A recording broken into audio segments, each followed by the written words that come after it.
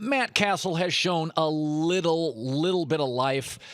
But, I've always been, you want a quarterback who can extend plays, but that's secondary. And I was asking Troy Aikman the other day, I'm like, how surprised are you how the Cowboys have fallen apart with Tony Romo? And he said, I think Romo's worth a touchdown. Now, you're not a gambler. But are you surprised at all when you look at Dallas's personnel, Greg, and you've done this for 30 years, that they can't win a game without Romo? Does it tell us their personnel is not very good? Yeah, I think I am a little surprised. I thought they'd win a game.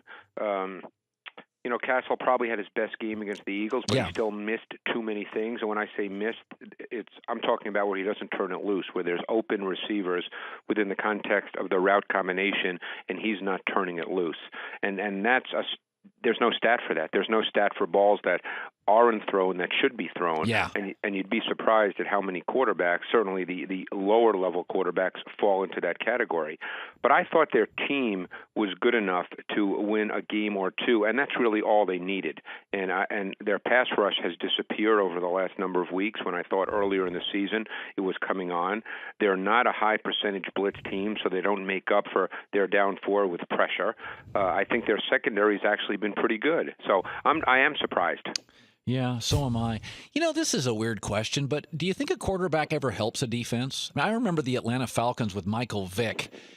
It felt like their defense played better when he started early in his career because he energized the locker room. But can you quantify that in any way? Is it possible the defense plays with more energy with Tony Romo because they feel they have a chance to get the ball back and give it to a better player?